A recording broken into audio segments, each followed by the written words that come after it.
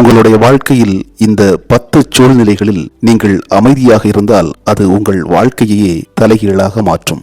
சத்தம், இரைச்சல், ஓயாத பேச்சுக்கள் இவை அனைத்திற்கும் உள்ளாக நாம் மூழ்கிவிட்டோம். காலை எழுந்தது முதல் அன்றைய நாள் முழுவதுமே அலைபேசி அழைப்புகள், சக மனிதர்களுடன் உரையாடுவது, வாகனங்களின் இரைச்சல், தொலைக்காட்சி, சமூக வலைத்தளம், இப்படி நம்மை சுற்றி எங்கு பார்த்தாலுமே ஒரே சத்தம் மயமாக இருக்கின்றது. ஒரு நிமிடம் நம் கண்களை மூடி நம்மை சுற்றி இருக்கின்ற அனைத்து சத்தங்களையும் நாம் மறந்து போவோம். அந்த வேளையில் நீங்கள் உணர்வது ஒரு ஆழ்ந்த அமைதி, ஒரு நிசப்தமான சூழல்.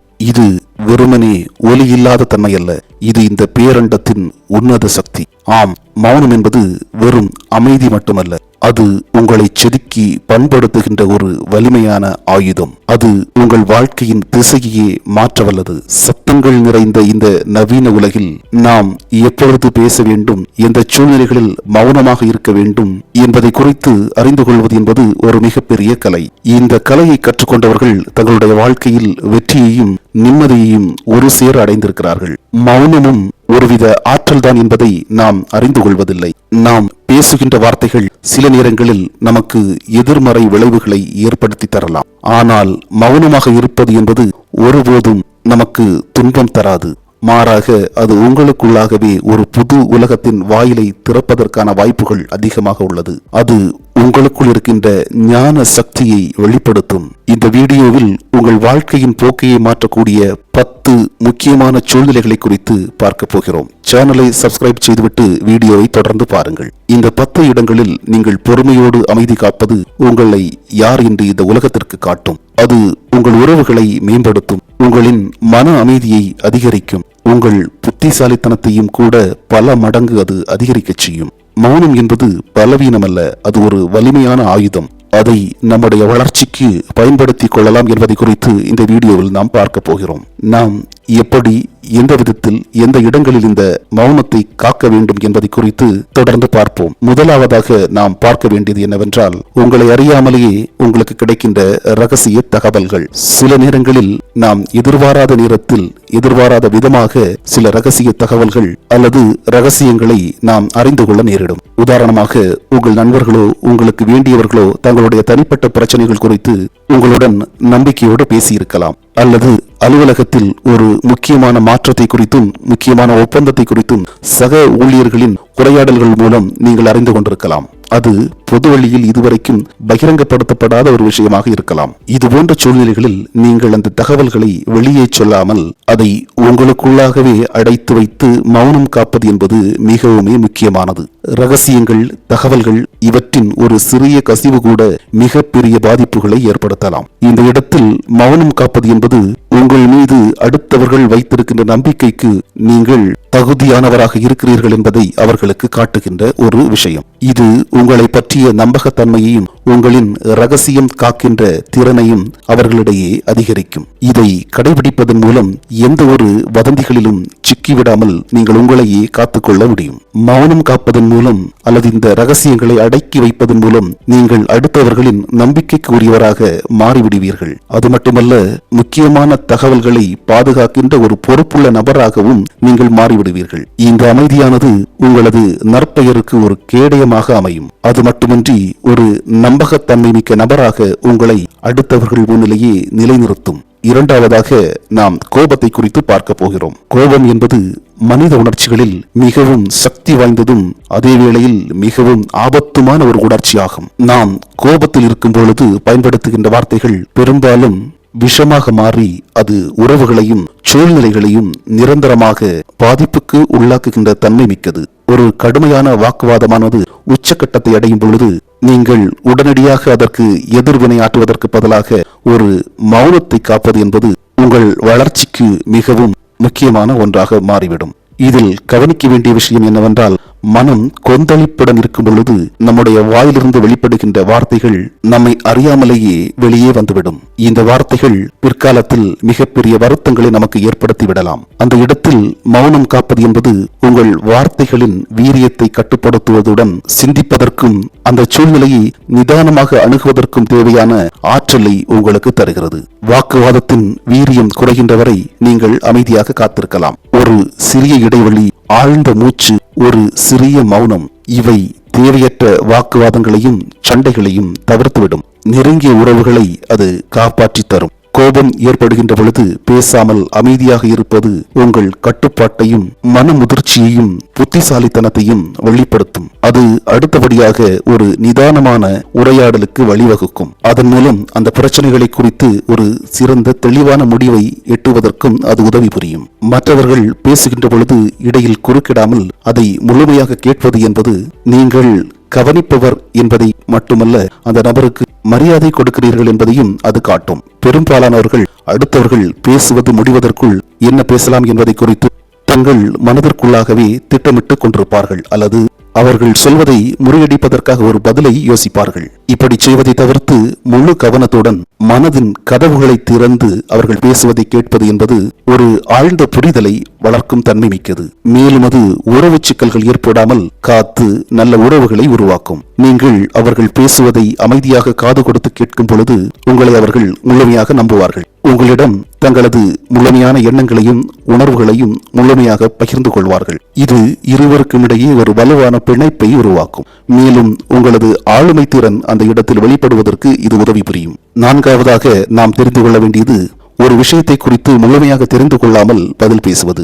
அரைகுறை ஞானம் என்பது ஆபத்தானது என்று சொல்லியிருக்கிறார்கள். ஒரு விஷயத்தை குறித்து முழுமையான தகவல் இல்லாத பொழுது அல்லது ஆழமான அறிவு நமக்கு இல்லாத பொழுது அதை குறித்து பேசுவது தவறான தகவல்களை பரப்புவதற்கு உதவி புரியும். அது உங்களை எதுவுமே தெரியாதவர் என்பதை குறித்து வெளிப்படுத்தும். உதாரணமாக, ஒரு சிக்கலான மருத்துவ பிரச்சனையை குறித்து ஒருவர் உங்களிடம் பேசுகிறார் என்றாலோ, அல்லது ஒரு சிக்கலான சட்ட பிரச்சனையை குறித்து பேசுகிறார் என்றாலோ, அதை குறித்து முழுமையாக தெரிந்து கொள்ளாமல் கருத்துக்களை கூறுவது மிகவும் ஆபத்தானது.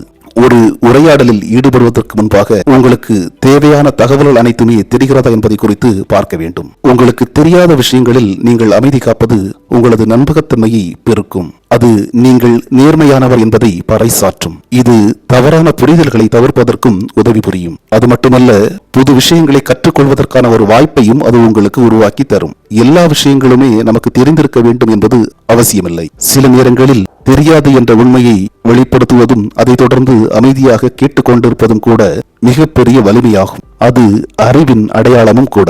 ஐந்தாவதாக நாம் தவிர்க்க வேண்டியது, புறம் பேசுதலும் வதந்திகளும் பரவும் பொழுது மற்றவர்களை குறித்து எதிர்மறையாக பேசுவது அல்லது உறுதிப்படுத்தப்படாத தகவல்களை பரப்புவது என்பது உங்களையும் அந்த எதிர்மறை வட்டத்திற்குள்ளாக இழுத்துவிடும். இது உங்களது நற்பெயரை கெடுப்பதுடன் தேவையற்ற சர்ச்சைகளிலும் உங்களை சிக்க வைத்துக் கொள்ளும். கூட இருப்பவர்கள் புறம் பேசுதலில் ஈடுபடும் பொழுது அதில் பங்கேற்பதை தவிர்த்து மௌனமாக விலகி இருப்பது என்பது உங்களை குறித்தான தனிப்பட்ட மதிப்பையும் நேர்மையையும் வெளிப்படுத்துவதாக அமையும். நீங்கள் வதந்திகளை பரப்புபவர் அல்ல, புறம் பேசுபவர் அல்ல என்பதை குறித்து இந்த அமைதியின் மூலம் மற்றவர்களுக்கு வெளிப்படுத்தலாம். இந்த சூழ்நிலைகளில் உங்களது மௌனம் இந்த மாதிரி விஷயங்களில் நீங்கள் ஈடுபடுபவர்கள் அல்ல என்பதை மற்றவர்களுக்கு புரிய வைக்கும்.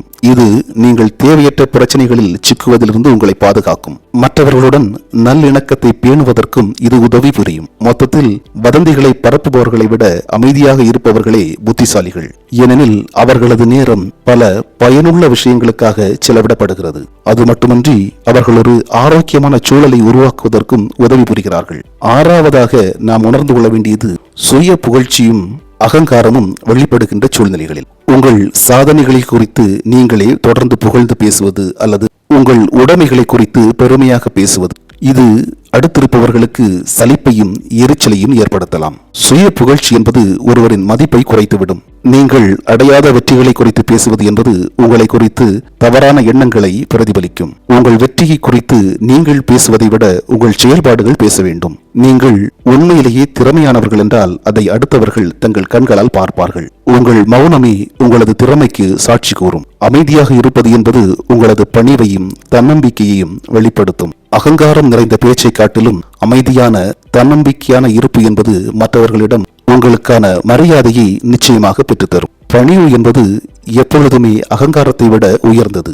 அதை உங்களது மௌனம் பிரதிபலிக்கும். ஏழாவதாக நாம் கற்றுக்கொள்ள வேண்டியது, விமர்சனங்களை எதிர்கொள்கின்ற சூழல். விமர்சனங்கள் என்பது கேட்பதற்கு கடினமானவை. சில சமயங்களில் அது நமக்கு வலியையும் ஏற்படுத்தி தரும். ஆனால் விமர்சனங்கள் நம்முடைய வளர்ச்சிக்கு மிகவும் முக்கியமானவை.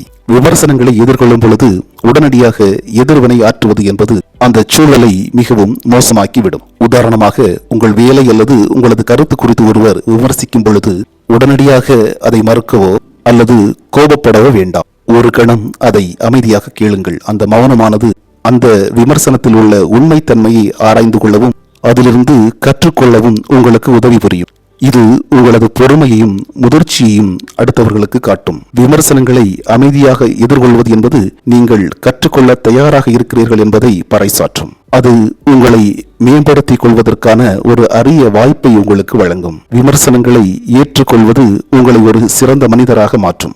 8ஆவதாக நாம் பயன்படுத்த வேண்டியது தனிப்பட்ட சிந்தனை மற்றும் தியானத்திற்காக. நம் மனதில் எழுகின்ற எண்ண ஓட்டங்களை கட்டுப்படுத்துவதற்கும் நம் ஆழ் மனதின் குரலை கேட்கவும் ஆழமாக சிந்திப்பதற்கும் தனிமையும் அமைதியும் மிகவும் அவசியம். இந்த இரைச்சல் நிறைந்த சத்தங்கள் நிறைந்த உலகில் நமக்காக நாம் ஒதுக்குகின்ற இந்த அமைதியான நேரம் மிகவும் மதிப்புமிக்க ஒன்றாகும். ஒரு பரபரப்பான நாளில் சில நிமிடங்கள் அமைதியாக அமர்ந்து தியானம் செய்வது அல்லது எதை குறித்தும் சிந்திக்காமல் வெறுமனே மௌனமாக இருப்பது உங்களை நீங்களே சுய பரிசோதனை செய்து கொள்வதற்கு உதவும். அது மன தெளிவை தரும். தினமும் இந்த அமைதியான தருணங்களுக்காக ஒரு நேரத்தை ஒதுக்கி வைத்துக் கொள்வது என்பது மன அழுத்தத்தை குறைப்பதற்கு உதவி புரியும். அது உங்களது படைப்பாற்றலை மேம்படுத்தும். புது புது யோசனைகளை உங்கள் மனதில் உதிக்க வைக்கும். இன்றைய சத்தம் நிறைந்த இந்த உலகிலே அமைதியான இந்த தருணங்கள் மிகவும் முக்கியமானவை. இது உங்களது உள்ளாற்றலை மேம்படுத்தும்.